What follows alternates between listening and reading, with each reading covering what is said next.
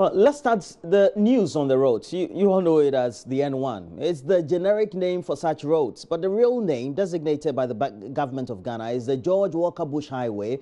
It's become notorious for the rather alarming incident of pedestrian knockdowns, and there are other major roads posing real danger to pedestrians in Accra. Of particular concerns are the roads straddling schools and where school children would necessarily have to cross to and fro. Eunice Carl Ofutu in the following report takes a look at one such road at Tesano, posing a real challenge to school authorities. The Nsawam Road, though very much within the city, accommodates quite a high volume of vehicles traveling at high speed, making it very dangerous for pedestrians seeking to cross. The risks are even higher for children, as recounted by Grace Buenima, Deputy Headmistress at the Police Depot Primary 1 and 2 School at Tesano. When school reopened, we learned one of our children was crossing when he was knocked down by a motorbike, even there were two. Unlike a few roads in the city that came with footbridges, there's none close enough to the school. I watch left and right before crossing. I usually get scared, so I want my mom to bring me to school. I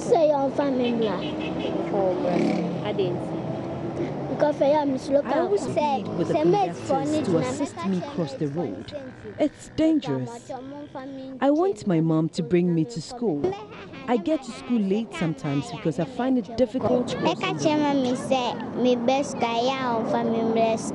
Whilst the school authorities hope against hope that something will be done to help the situation, Mrs. Buenima says parents have been advised to ensure that especially the very young ones are not left crossing the highway by themselves.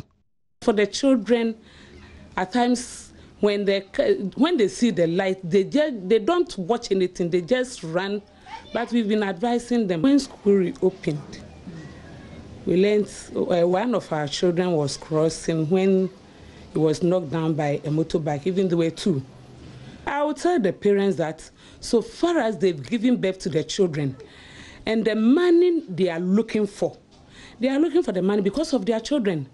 So if you leave your children, go out from morning till evening, you come back and something had happened to your children, then it means you've done nothing. Statistics from the National Road and Safety Commission indicates 241 school children were killed in vehicle knockdowns between January and September last year. Most of the accidents have been blamed on faulty traffic lights at pedestrian crossings.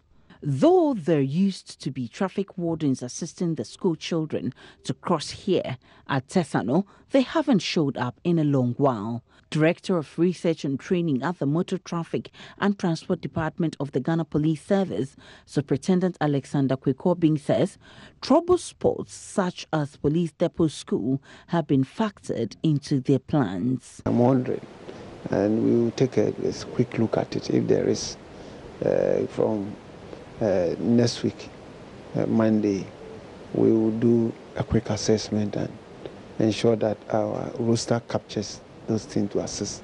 Let us also be reminded that parents on all route corridors that whilst we would like to have functioning facilities to support our smooth service delivery, it is also expected that the engineer will also do constant route auditing and ensure that the subcontractors are supervised very well so that traffic lights that are not working, the road infrastructure that our fleet is used, are re-engineered. In the meantime, however, it could help if lollipop stands or pedestrian crossings are introduced to help ensure the safety of these young ones. Eunice Carl Ofutu's report for JoyNews. Now, when the Woyome scandal and the collapsed banks collide, you can expect nothing less than drama in the Supreme Court, as Deputy Attorney General Godfrey Abuadame is vowing that the state will expose receivers of defunct UT Bank. for making false claims of ownership to property belonging to businessman Alfred Woyome. Now, the 4 properties in question, located at Trasacco Valley Estates, have been earmarked by the AG's department to be sold to defray a 51.2 million cedi debt. The Supreme Court on Monday ordered the receiver of UT Bank, Eric Nananipa, to mount the witness stand to be cross-examined by the Attorney General. Now, there is more in this report. The 3 properties in dispute are residential facilities located at Trasacco Valley Estates and Accra New Town. The receiver of UT Bank, Eric Nananipa, claims the bank acquired them on 5th April 2013 and 13th May 2014. The one at New Town the bank maintains was used as collateral by Mr. Woyome to secure a loan in excess of 9 million cedis from them.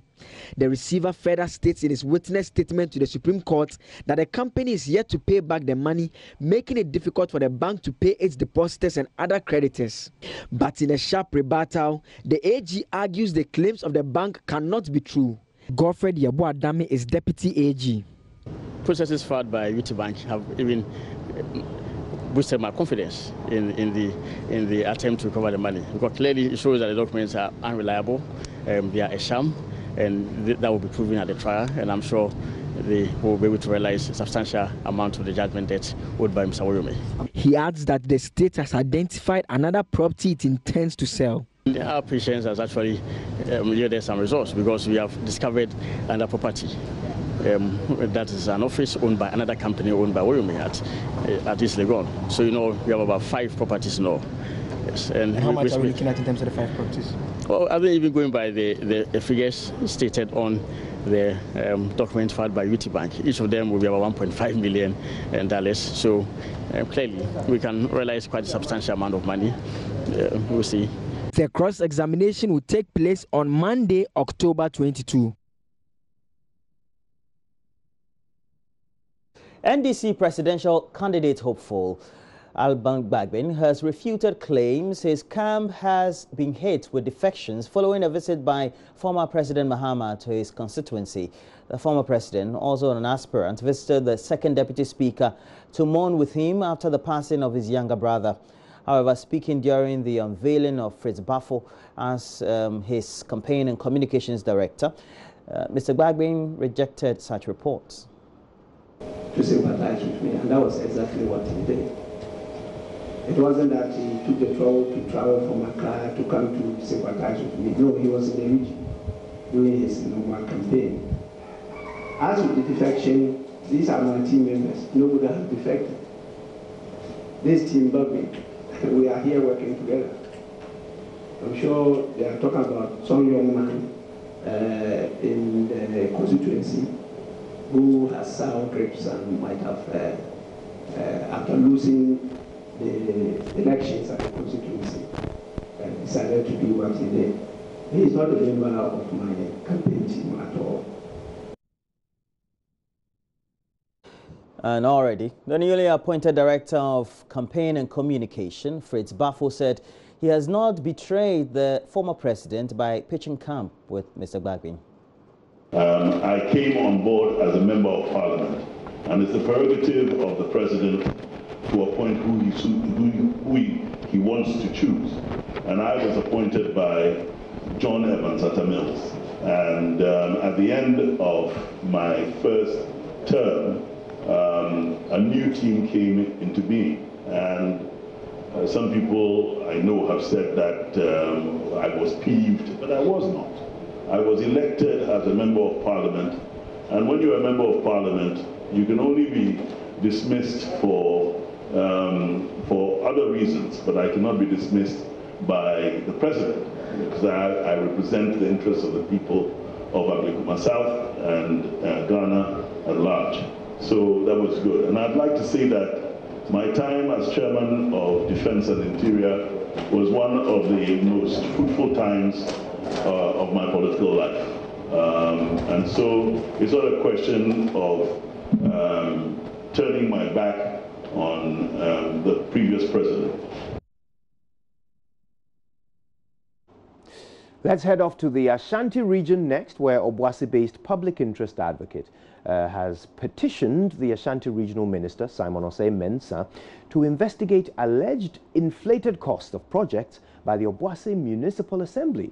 Frank Abuaji Denyansa himself, an estate developer, says that independent bills of quantities on a number of projects put the cost far below what the Assembly claims to have spent. One of the projects is the construction of a fence wall at the Municipal Chief Executive's residence at the cost of nearly 132,000 Ghana cedis. Mr. Abuaji Denyansa, however, says the cost should not go beyond 63,000 Ghana cedis. Nana Asensu Mensah reports. Mr. Abuaji Denyansa listed 3 other projects whose cost he believes are questionable. They include renovation of Obuasi East District Assembly offices at 198,218 Ghana cedis, construction of a 3-unit kindergarten and crèche at Sanso, for which 320,392 Ghana cedis was spent, rehabilitation of a 4-unit classroom block for the Insuta Presby Primary School cost the Assembly 181,849 Ghana cedis. The petitioner raises doubts over all the figures. He cites the Assembly office renovation should not go beyond 122,846 Ghana cedis. He questions the comparatively low cost of donor-funded projects to internally generated funds as captured in the Assembly's 2018 project budget.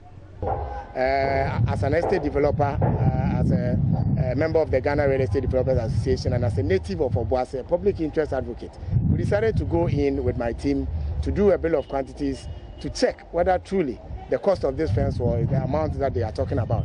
We did our checks and realized that we had about 63,000 Ghana cedis, meaning that there's been a bloating of over 70,000 Ghana cedis on that fence wall alone. Also, they had a renovation of the DCE office, DCE for Obuasi East District, which they quoted about 198,000 Ghana cedis. And we also went into it, we did our checks, we realized that the total work that was done on the building was about 34%. Then with that one, when you apply the operational percentage rate, we had an amount of about 120,000. That's against their amount of 198,000, meaning that over 70,000 has gone to waste.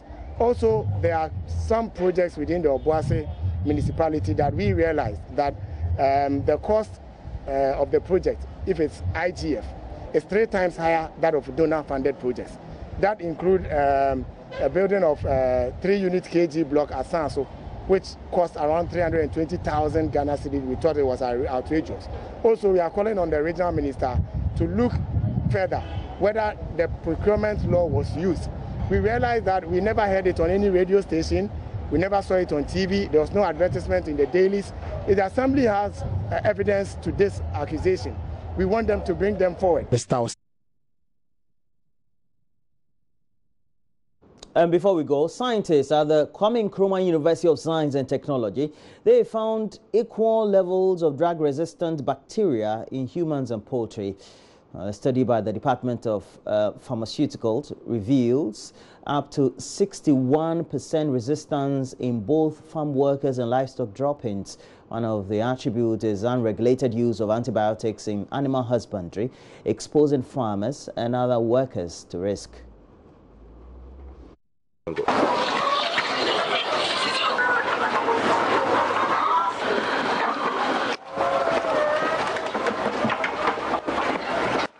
Poultry farmer Oheme Boache prepares to fill his 20-liter container with antibiotic vitamin drug Tylovital.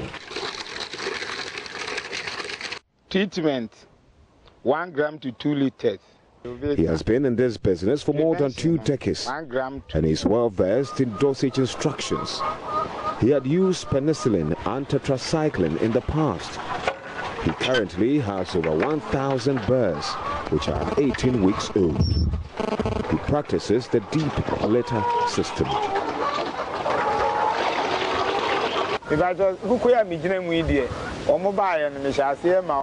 When they arrived here, I gave them antibiotic vitamin pensilipides. After the 2 weeks, I gave them vaccines to protect them against gumboro. I'd chosen this antibiotic as a vitamin component will aid in healthy egg laying. 1,000 liters,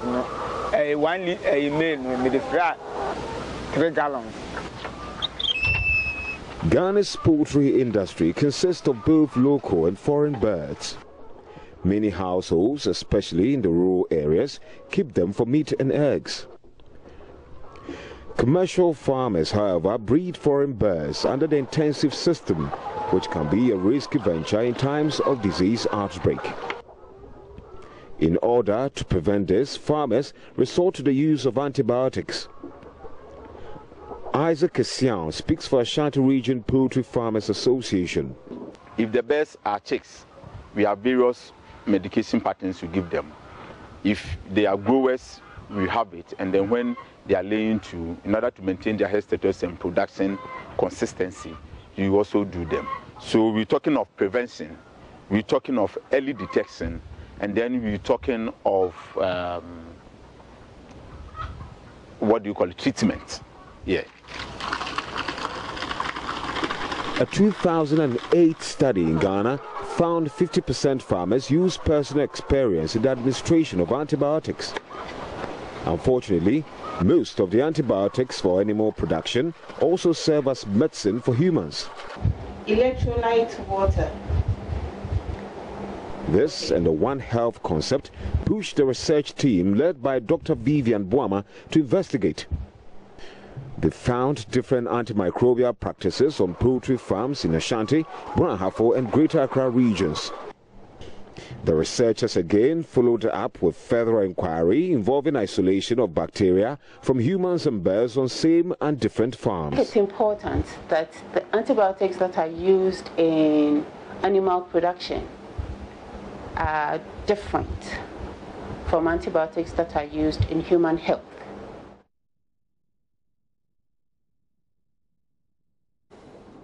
Oh, great story there. And that's Kwesi Deborah from Kumasi.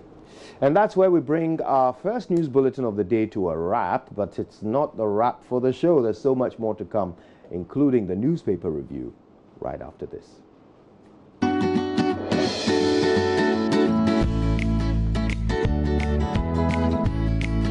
AM News Headlines was brought to you by Exeter Paracetamol, Ernest Chemist, because everyone needs a chemist.